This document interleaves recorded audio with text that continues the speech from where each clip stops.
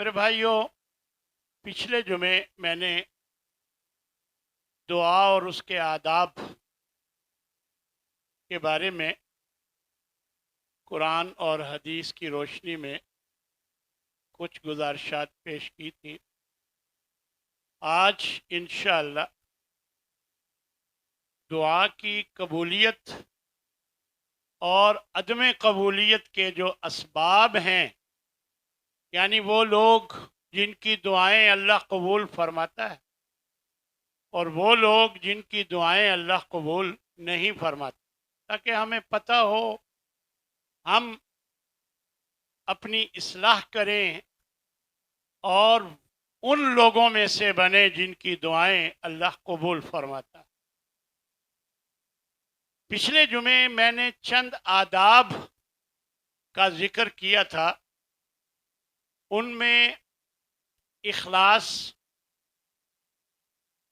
قبلہ رخ ہو کر دعا کرنا، ہاتھ اٹھا کر دعا کرنا، اللہ کی حمد اور درود شریف کا دعا کے ساتھ پڑھنا،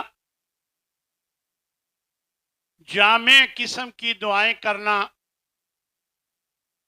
عاجزی اور انکساری کے ساتھ دعا کرنا، دل و دماغ کو حاضر کر کے دعا کی جائے۔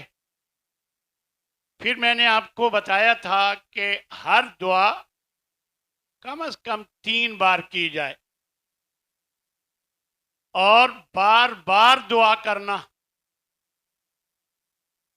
خوشحالی کے حالات ہوں یا تنگ حالی کے، ہر حال میں دعا کرنا، اور اپنے لیے، اپنے مال کے لیے، اپنے بچوں کے لیے بد دعا نہ کرنا، اور کبھی یہ دعا نہ کرنا کہ اے اللہ ہمیں دنیا ہی میں سزا دے دے آخرت کی بجائے، کیونکہ ہم برداشت نہیں کر سکتے، کمزور۔ اگر ان آداب کو ملحوظ خاطر رکھا جائے تو بھی اللہ دعاؤں کو قبول فرماتا ہے۔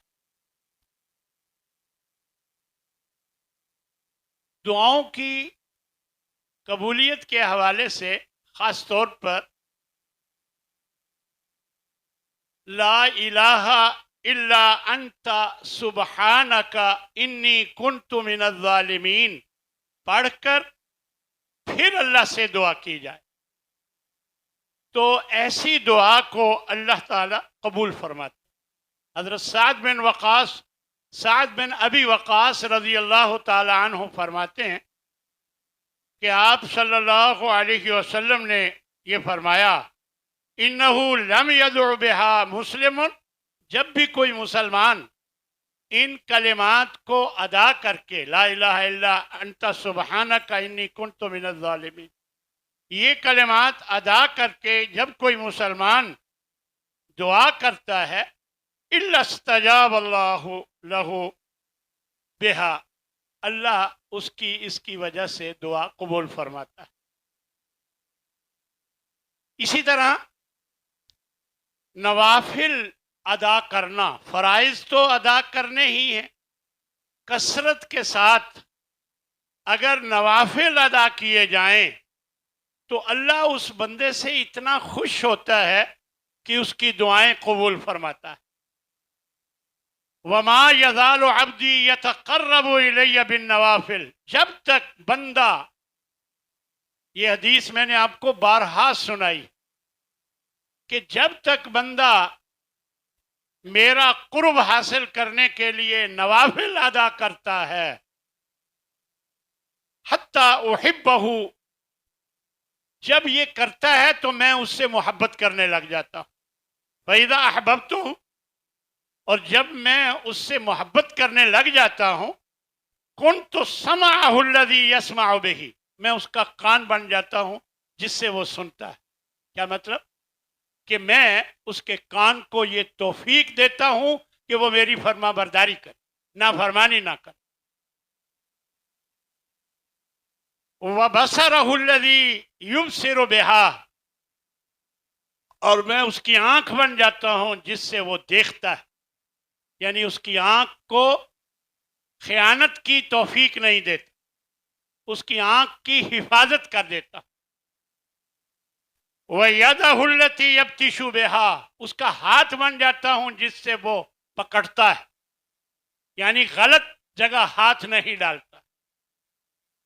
وَرِجْلَهُ الَّتِي يَمْشِي بِهَا، اور اس کی ٹانگ بن جاتا ہوں جس سے وہ چلتا ہے، یعنی کسی غلط طرف پھر وہ نہیں جاتا۔ وَإِن سَأَلَنِي لَأُعْطِيَهُ لَأَعْطَيْتُهُ، اگر وہ مجھ سے کوئی بھی سوال کرتا ہے، مانگتا ہے مجھ سے کچھ، تو میں اسے ضرور دیتا ہوں۔ وَلَئِنِ اسْتَعَاذَنِي لَأُعِيذَنَّهُ، اور اگر مجھ سے وہ پناہ مانگتا ہے تو میں اسے ضرور پناہ دیتا ہوں۔ یہ حدیث قدسی ہے جس میں اللہ تبارک و تعالیٰ نے حضرت نبی صلی اللہ علیہ وسلم نے فرمایا کہ جب بندہ نوافل ادا کرتا ہے تو میں اس سے محبت کرنے لگ جاتا، تو یقیناً صاف ظاہر ہے کہ جب اللہ اس سے محبت کرتا ہے تو پھر اس کی دعائیں بھی قبول فرماتا۔ لہذا معلوم ہوا کہ کثرت سے زیادہ نوافل ادا کرنا یہ بھی دعاؤں کی قبولیت کا ایک سبب۔ اسی طرح جو نبی صلی اللہ علیہ وسلم نے کچھ اوقات بتائے ہیں، فاضل اوقات، فضیلت والے، ان میں اگر دعا کی جائے تو بھی اللہ دعا قبول فرماتا ہے۔ ویسے تو اللہ ہر وقت، ہر جگہ، ہر وقت دعا سنتا ہے۔ وَإِذَا سَأَلَكَ عِبَادِي عَنِّي، جب بھی اے نبی آپ سے میرے بارے میں میرے بندے پوچھیں، فَإِنِّي قریب، تو میں بالکل قریب ہوں، تو انہیں چاہیے کہ وہ مجھ سے دعا کریں اور میں ہی ان کی دعائیں قبول کروں گا۔ اس سے معلوم ہوا کہ ہر وقت اللہ دعا قبول فرماتا ہے، لیکن اللہ نے کچھ اوقات خاص کر دیے ہیں کہ ان اوقات میں خاص طور پر اللہ دعائیں قبول فرماتا ہے۔ سب سے پہلے نمبر پر سجدے میں اللہ دعا قبول فرماتا ہے۔ اللہ اکبر، اقرب ما یکون العبد من ربہ وہو ساجد، آپ صلی اللہ علیہ وسلم فرماتے ہیں کہ سجدے کی حالت میں بندہ اپنے رب کے سب سے زیادہ قریب ہوتا ہے۔ فَأَكْثِرُ الدُّعَاء، جب بھی دعا کرنی ہو سجدے کی حالت میں دعا کرو، یعنی سجدے کی حالت میں دعا کرنا قبولیت کا باعث۔ اسی طرح دوسرے نمبر پر اذان اور اقامت، یہ میں اوقات بتا رہا ہوں دعا کی قبولیت، یہ دوسرا سبب ہے کہ ان اوقات میں دعا کی جائے جن اوقات میں اللہ قبولیت کے لیے اللہ نے خاص کی ہے، نبی صلی اللہ علیہ وسلم کے فرمان کے مطابق۔ اذان اور اقامت کے دوران لا ترد الدعاء بین الاذان والاقامہ، اذان اور اقامت کے درمیان جو دعا کی جائے اللہ اسے رد نہیں کرتا۔ اسی طرح رات کے آخری پہر میں جو دعا کی جائے یہ بھی اللہ ضرور قبول فرماتا ہے۔ آسمان دنیا پر اللہ تشریف لا کر آخری وقت میں، رات کے آخری وقت میں آسمان دنیا پر تشریف لا کر اللہ فرماتا ہے من یدعونی فاستجیب لہ، کون ہے جو مجھ سے دعا کرے میں اس کی دعاؤں کو قبول کروں۔ ومن یسألنی فاعطیہ، کون ہے جو مجھ سے جو چاہے مانگے میں اسے عطا کروں۔ ومن یستغفرنی فاغفر لہ، کون ہے جو مجھ سے بخشش مانگے تو میں اس کو معاف کر دوں۔ اس طرح اللہ نے یہ وقت بھی قبولیت کا رکھا ہے، یعنی رات کا آخری پہر۔ فرض نمازوں کے بعد، چوتھے نمبر پر فرض نمازوں کے بعد جو دعا کی جائے وہ بھی اللہ قبول فرماتا ہے۔ آپ سے پوچھا گیا کہ یا رسول اللہ کون سی دعا ہے جو زیادہ قبول ہوتی ہے؟ تو آپ نے فرمایا جوف اللیل الاخیر، رات کے آخری حصے میں جو دعا کی جائے وہ ودبر الصلوات المکتوبہ، اور فرض نمازوں کے بعد جو دعا کی جائے وہ، یہ دعائیں اللہ خاص طور پر قبول فرماتا ہے۔ اسی طرح 5ویں نمبر پر افطاری سے کچھ دیر پہلے، یہ اوقات بتا رہا ہوں کہ جو قبولیت کے اوقات ہیں، افطاری سے کچھ دیر پہلے ان للصائم عند فطرہ لدعوۃ ما ترد، فرمایا کہ روزے دار کے لیے اس کی افطاری کے وقت جو وہ دعا کرتا ہے وہ کبھی رد نہیں کی جاتی، قبول کی جاتی۔ اسی طرح 6 نمبر پر جمعے کے دن بھی ایک گھڑی ہے جو مقبولیت کی گھڑی۔ جمعے کے دن آپ صلی اللہ علیہ وسلم فرماتے ہیں فیہ ساعۃ لا یوافقها عبد مسلم وہو قائم یصلی، اس دن میں ایک گھڑی ہے، اس گھڑی میں اگر کوئی کھڑا ہو کر نماز پڑھتا ہے، اللہ سے سوال کرتا ہے، کچھ بھی الا اعطا، اللہ اسے وہ عطا کرتا ہے۔ واشار بیدہ یقللہ، اور آپ نے اپنے ہاتھ سے اشارہ کر کے گھڑی کے بارے میں فرمایا وہ بہت تھوڑی سی ہے، یعنی ایسے ہاتھ سے اشارہ کر کے کہ وہ گھڑی کوئی بہت لمبی چوڑی نہیں ہے، وہ چھوٹی سی۔ اور فرمایا پھر سوال یہ پیدا ہوتا ہے وہ کون سی گھڑی ہے؟ تو اس کے بارے میں 2 روایات، ایک روایت میں آتا ہے ہی ما بین ان یجلس الامام الی ان تقضی الصلاۃ، یہ گھڑی امام کے منبر پر آنے سے لے کر نماز کے ختم ہونے تک کی، اس کے اندر ہے، ایک روایت میں یہ آتا ہے۔ اور ایک روایت میں آتا ہے کہ یوم الجمعۃ 12 یرید ساعۃ، فرمایا جمعے کے دن 12 گھڑیاں ہوتی ہیں، لا یوجد مسلم یسأل اللہ عز وجل شیئا الا آتاہ اللہ عز وجل، فرمایا ان گھڑیوں میں ایک گھڑی ایسی ہے کہ اگر اللہ کا کوئی بندہ اس میں دعا کرتا ہے اللہ اس کی دعا کو قبول فرماتا ہے۔ فَالْتَمِسُوهَا آخِرَ سَاعَةٍ بَعْدَ الْعَصْرِ، فرمایا کہ عصر کے آخری وقت میں اس گھڑی کو تلاش کیا کرو، یعنی گویا عصر کے بعد یہ گھڑی ہے مغرب سے پہلے، اور عصر کے بعد بھی آخری وقت جو مغرب سے پہلے۔ تو یہ 2 گھڑیاں ہیں جمعے کے دن جو مختلف احادیث میں روایات میں آتی ہیں، اگر ان میں دعا کی جائے تو اللہ قبول فرماتا ہے۔ اور 7ویں نمبر پر بارش اور عین اذان کے وقت جو دعا کی جائے اللہ انہیں قبول فرماتا ہے۔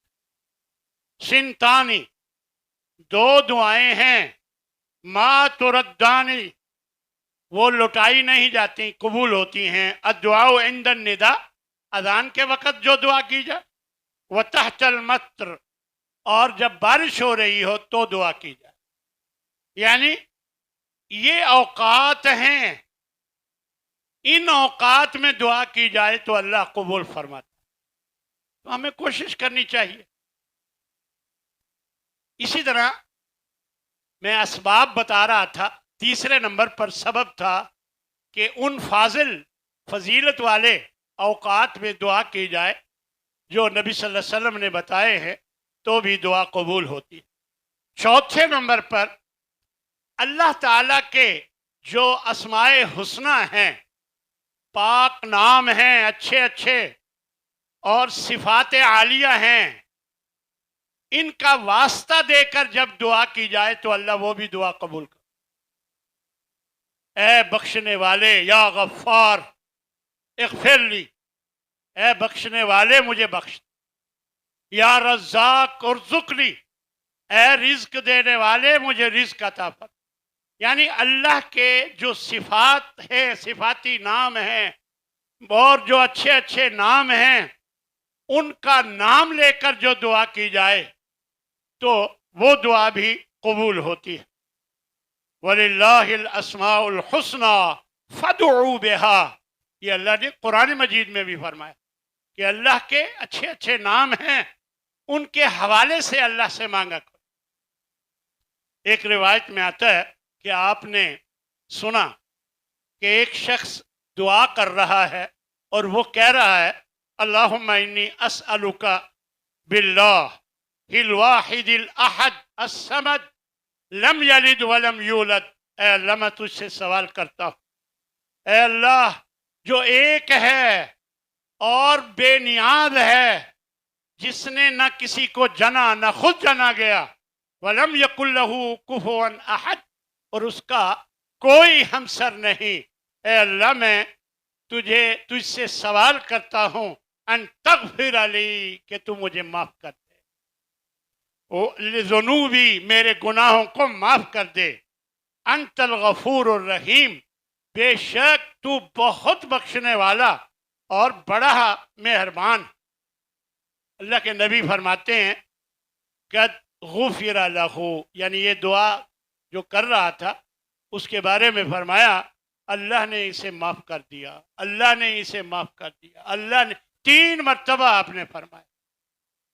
اور ایک روایت میں آتا ہے العزو بیا ذل جلال والاکرام، یا ذل جلال والاکرام کہہ کر گڑ گڑا کر اللہ سے دعا کیا کرو، یا ذل جلال والاکرام کہہ کر اللہ سے دعا کیا کرو گڑ گڑا کر، یعنی اللہ کے جو پاکیزہ نام ہیں اچھے اچھے، ان کا واسطہ دے کر ان سے دعا کیا۔ تو دعا کی قبولیت کا ایک سبب یہ بھی۔ 5ویں نمبر پر عمل صالح کا وسیلہ بنا کر دعا کی جائے۔ یا ایھا الذین آمنوا اتقوا اللہ وابتغوا الیہ الوسیلہ، اے ایمان والو اللہ سے ڈرو اور اس کی طرف وسیلہ تلاش کرو۔ اس کا غلط مفہوم لے کر لوگوں نے سمجھا کہ بزرگوں کا وسیلہ تلاش کرو، اصل میں اس سے مراد عمل صالح کا وسیلہ اللہ کے لیے تلاش کرو۔ اور حضرت عمر رضی اللہ تعالی عنہ فرماتے ہیں جب آپ صلی اللہ علیہ وسلم تھے تو ہم ان کے پاس جا کر ان سے دعا کرواتے تھے، اور آپ کے بعد پھر آپ کے چچا حضرت عباس کے پاس جا کر دعا کرواتے تھے۔ معلوم ہوتا ہے زندوں سے دعا کروائی جاتی، زندوں سے۔ اور وہ فرماتے ہیں اللہم انا کنا نتوسل الیک بنبینا، اے اللہ پہلے ہم تیرے نبی کا وسیلہ کے ذریعے دعا کرواتے تھے تجھ سے، فتسقینا، تو ہمیں پانی ہم پر برسا دیتا تھا، ہمیں پانی بارش برسا دیتا تھا۔ وَإِنَّا نَتَوَسَّلُ إِلَيْكَ بِعَمِّ نَبِيِّنَا، اب ہم اپنے نبی کے چچا کے وسیلے سے ان کے ذریعے سے دعا کروا رہے ہیں، اے اللہ ہم پر بارش برسا دے۔ یہ حضرت عمر رضی اللہ تعالی عنہ کا فرمان۔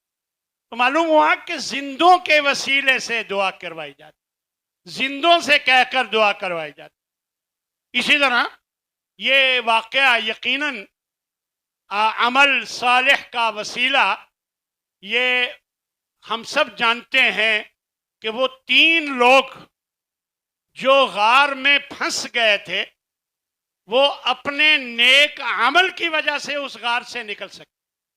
ہر ایک نے، تینوں میں ہر ایک نے اپنے اپنے اچھے عمل کا، اب وقت نہیں ہے کہ میں اب اس کا حوالہ دے کر مکمل آپ کو یہ بات بتاؤں، آپ جانتے ہیں ہر ایک نے اپنے اپنے نیک عمل جو خالص اللہ کے لیے کیا تھا اس کا واسطہ دے کر، اس کا حوالہ دے کر جب اللہ سے دعا کی تو اللہ نے پہلے بندے کی دعا کے نتیجے میں تھوڑا سا پتھر سرکا دیا ابھی نکل نہیں سکتے تھے۔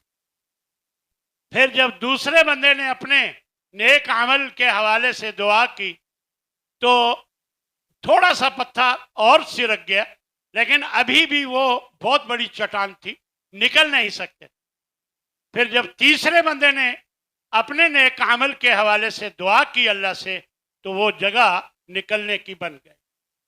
اللہ تبارک و تعالی جب بندہ تقوی اختیار کرتا ہے تو اللہ وہاں سے اس کو نکالتا ہے جہاں سے امید بھی نہیں ہوتی، اور اس کو وہ رزق دیتا ہے جہاں سے اسے گمان تک نہیں ہوتا۔ تو یہ اللہ تبارک و تعالی عمل صالح کے نتیجے میں انسان کی دعاؤں کو قبول کرتا ہے کہ اللہ میں نے یہ نیک عمل صرف تیری رضا کے لیے کیا تھا، اے اللہ ہمیں اس مصیبت سے نکال۔ تو یہ حوالہ دے کر جب اللہ سے دعا کی جائے تو یقیناً اللہ ان دعاؤں کو قبول فرماتا ہے۔ اسی طرح چھٹے نمبر پر جو کسی بھی مسلمان بھائی کے لیے غائبانہ دعا کی جائے تو وہ دعا بھی اللہ قبول فرماتا ہے۔ غائبانہ دعا، اس کو پتہ نہیں، وہ اپنے گھر میں سویا ہوا ہے، بیٹھا ہوا ہے، آپ اس کے لیے دعائیں کر رہے ہیں غائبانہ، تو یہ دعا بھی اللہ ضرور قبول فرماتا ہے۔ دعوت المرء المسلم لأخیہ بظہر الغیب مستجابت، وہ دعا جو کسی مسلمان بھائی کے لیے اس کی عدم موجودگی میں کی جائے، مستجابتن، وہ قبول کی جاتی ہے۔ عند رأسہ ملک، اس کے سر کے پاس ایک فرشتہ ہوتا ہے موکل، جو مقرر کیا ہوا فرشتہ ہے۔ کلما دعا لأخی، جب بھی اپنے بھائی کے لیے وہ کوئی بھی دعا کرتا ہے، بخیر، کسی اچھائی کی دعا کرتا ہے، قال الملک الموکل، وہ جو مقرر فرشتہ ہے وہ کہتا ہے آمین، اے اللہ اس دعا کو قبول فرما، وَلَكَ بِمِثْلِ، اور اے اللہ اسے بھی اتنا دے جو اس کے لیے وہ مانگ رہا۔ یعنی دوسرے مسلمان بھائی کے لیے عدم موجودگی میں دعا کی جا رہی ہے تو فرشتہ مقرر ہوتا ہے جو کہتا ہے قبول فرما، اور اے اللہ اسے بھی دے، تجھے بھی ملے جو تو دوسرے کے لیے مانگ رہا۔ تو میرے بھائیو، اب میں آپ کے سامنے وہ لوگ جن کی دعائیں قبول ہوتی ہیں، میں مختصراً آپ کے سامنے کچھ نام، کچھ افراد میں آپ کے سامنے رکھتا ہوں۔ والد کی دعا اولاد کے لیے، اسی طرح روزہ دار کی دعا، اسی طرح مسافر کی دعا، یہ اللہ قبول فرماتا ہے۔ حدیث میں آتا ہے ثلاث دعوات لا ترد، تین دعائیں ہیں جو کبھی رد نہیں ہوتی۔ دعوت الوالد لولد، والد کی اپنی اولاد کے لیے دعا، ودعوت الصائم، روزے دار کی دعا، ودعوت المسافر، اور مسافر کی دعا۔ ایک اور جگہ فرمایا ثلاثۃ لا ترد دعوتہ، تین قسم کے لوگوں کی دعائیں رد نہیں ہوتی۔ الصائم حتی یفطر، روزے دار جب تک کہ وہ افطاری نہ کر لے، والامام العادل، یہاں یہ حکمران، عدل کرنے والا حکمران، اس کی بھی دعائیں رد نہیں ہوتی۔ ودعوت المسافر، اور جو مسافر ہے اس کی دعا بھی رد نہیں ہوتی۔ تو اس طرح اللہ تبارک و تعالی ایسے لوگوں کی دعائیں خاص طور پر قبول فرماتا ہے۔ رات کو وضو کر کے بستر پر جائے اور ذکر کرتے کرتے سو جائے، اس کی بھی دعا اللہ قبول فرماتا ہے۔ ما من مسلم یبیت علی ذکر اللہ طاہرا، کوئی بھی مسلمان ایسا نہیں جو پاک صاف ہو کر، یعنی باوضو ہو کر، وہ دعائیں کرتا ہوا سوتا ہے، فیتعار من اللیل، پھر رات کو اس کی آنکھ کھل جاتی ہے، اب اس موقع پر فَيَسْأَلُ اللَّهَ خَيْرًا مِنَ الدُّنْيَا وَالْآخِرَةِ، دنیا و آخرت کی جو بھی بھلائی کا وہ سوال کرتا ہے اللہ تبارک و تعالیٰ اسے ضرور دے دیتا ہے، اللہ اعطا، اسے ضرور دے دیتا ہے۔ یعنی رات کو ذکر اذکار، رات کے اذکار کرتے ہوئے سو گیا، اب رات کو جاگ کھلی، اب جو بھی وہ دعا کرے گا دنیا کی آخرت کی خیر کی، جو بھی دعا کرے گا اللہ اسے ضرور دیتا ہے۔ یہ نبی صلی اللہ علیہ وسلم کا فرمان۔ اسی طرح حج اور عمرہ کرنے والوں کی دعائیں بھی اللہ قبول فرماتا ہے۔ الغازی فی سبیل اللہ، اللہ کی راہ میں غزوہ کرنے والا، والحاج والمعتمر، حج کرنے والا، عمرہ کرنے والا، وفد اللہ، یہ اللہ کے مہمان ہوتے ہیں۔ دعاہم فاجابوا، اللہ نے ان کو بلایا تو انہوں نے اللہ کے بلاوے پر لبیک کہا اور وہ آ گئے۔ اب فسألوہ فاعطاہم، اب جو یہ مانگیں گے اللہ انہیں ضرور دے گا۔ تو حج کرنے والے، عمرہ کرنے والے کی دعاؤں کو بھی اللہ قبول فرماتا۔ اسی طرح 5ویں نمبر پر کثرت سے اللہ کا ذکر کرنے والے جو مسلمان ہیں، ایسے مسلمانوں کی دعائیں بھی اللہ ضرور قبول فرماتا ہے۔ ثلاثۃ لا يرد دعاؤہم الذاکر اللہ کثیرا، اللہ کے نبی نے مختلف موقعوں پر مختلف لوگوں کا ذکر فرمایا کہ یہ ان 3 قسم کے لوگوں کی دعائیں اللہ رد نہیں کرتا۔ ایک الذاکر اللہ کثیرا، اللہ کا ذکر کثرت سے کرنے والے، صبح و شام، گھر میں داخل ہوتے ہوئے، گھر سے نکلتے ہوئے، واش روم میں جاتے ہوئے، نکلتے ہوئے، ہر موقع پر دعائیں کرتا ہے، اور رات کو سوتے ہوئے، اٹھتے ہوئے، مسجد میں داخل ہوتے ہوئے، نکلتے ہوئے، اور جب موقع ملتا ہے اللہ کی تسبیح بیان کرتا ہے تو یہ ہے وَاذْكُرُوا اللَّهَ ذِكْرًا كَثِيرًا، یہ اللہ کا ذکر کثرت سے کرنے والا۔ تو ایسے لوگوں کی دعائیں بھی اللہ قبول فرماتا ہے۔ اب آپ سن لیجئے کہ وہ لوگ جن کی دعائیں اللہ قبول نہیں فرماتا۔ ایک حدیث میں اللہ کے نبی صلی اللہ علیہ وسلم ارشاد فرماتے ہیں، یا ایھا الناس، اے لوگو، ان اللہ طیب، بے شک اللہ خود بھی پاک ہے، لا یقبل الا طیبا، وہ پاک چیز کو ہی قبول فرماتا۔ آپ کے گھر میں سود کا پیسہ ہے، اللہ کی راہ میں خرچ کریں گے کوئی فائدہ نہیں، اللہ قبول نہیں کرے۔ آپ نے ڈاکے ڈال کر، جھوٹ بول کر، ملاوٹیں کر کے پیسے جمع کیے ہیں، تو اللہ کی راہ میں دیں گے، اللہ قبول نہیں۔ اللہ خود بھی پاک ہے، پاک چیز کو قبول فرماتا۔ یہ بات سن لیجئے، حرام کمائی والے، حرام کھانے والے کی دعائیں قبول نہیں ہوں۔ ایک لمبی روایت میں مختصر بتاتا ہوں۔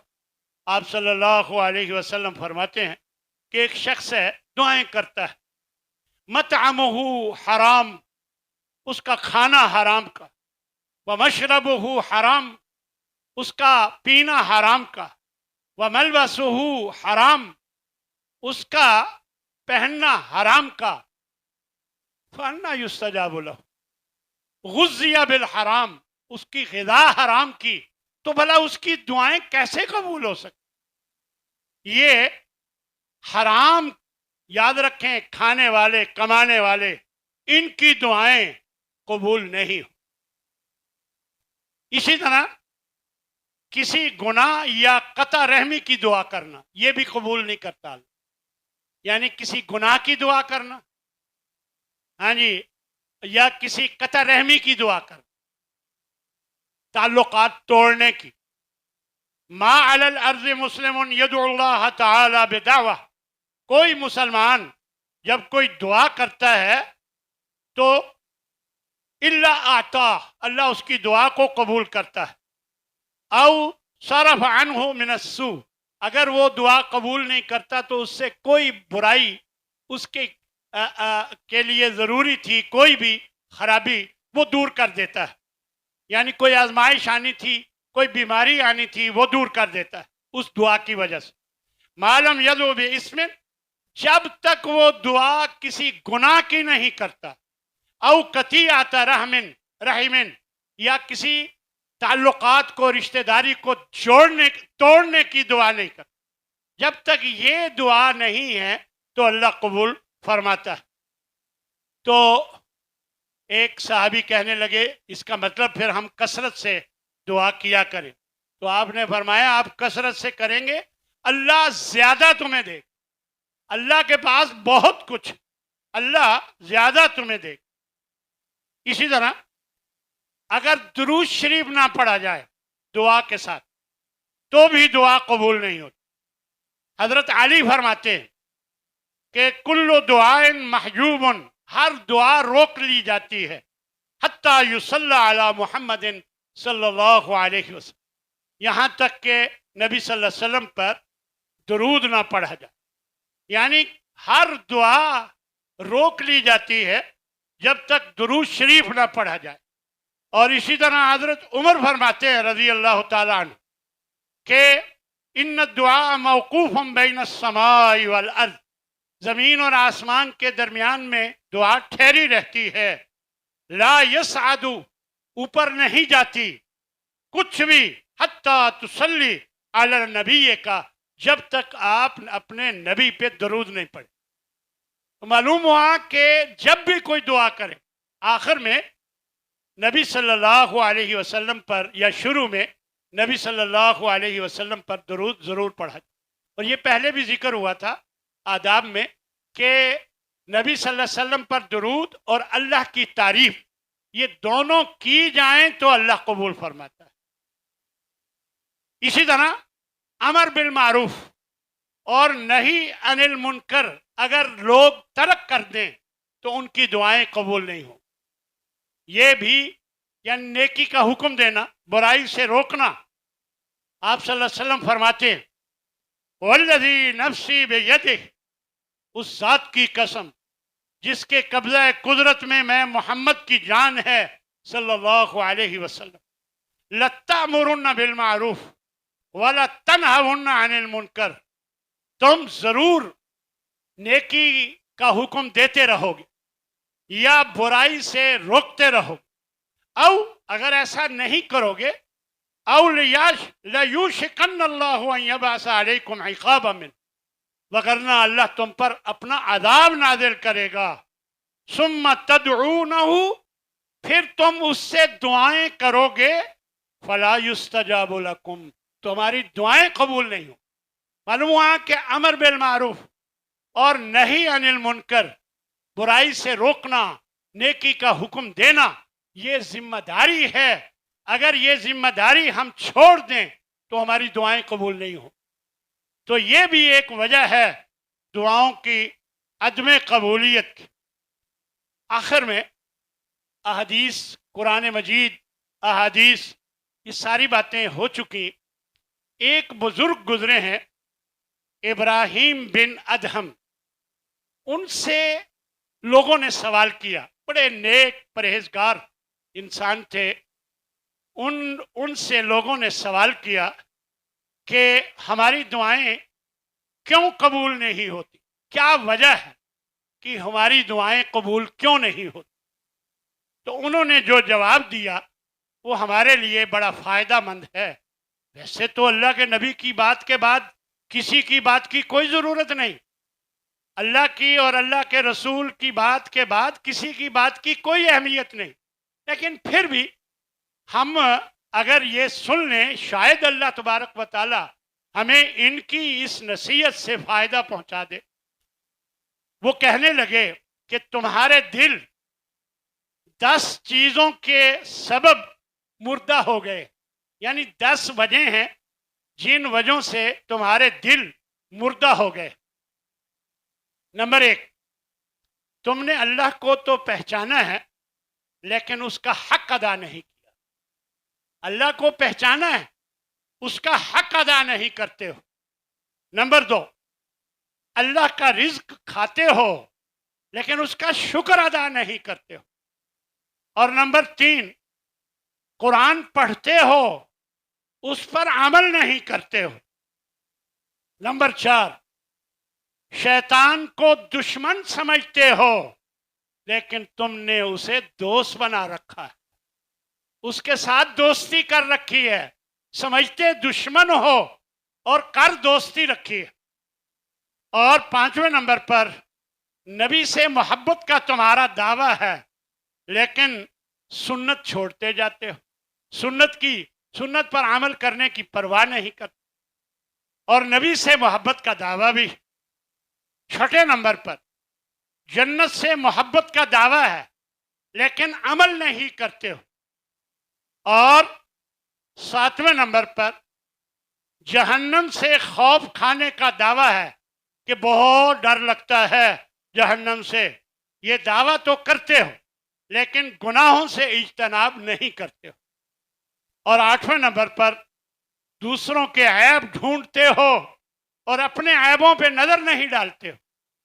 اور 9ویں نمبر پر موت کو برحق مانتے ہو لیکن اس کے لیے تیاری نہیں کرتے، اس کے لیے تیاری نہیں کرتے.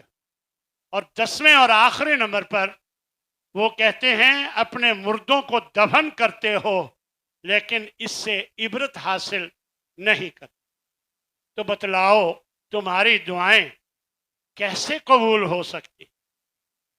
آخر میں اللہ سے دعا ہے کہ اللہ ہمیں قبولیت دعا کے اسباب اختیار کرنے، اخلاص کے ساتھ دعا کرنے کی توفیق عطا فرمائے. اللہ ہم سب کی دعاؤں کو قبول فرمائے اور قبولیت دعا کے جو اسباب ہیں ان اسباب کو اختیار کرنے کی اللہ ہمیں توفیق عطا فرمائے. وآخر دعوانا ان الحمد للہ رب العالمین.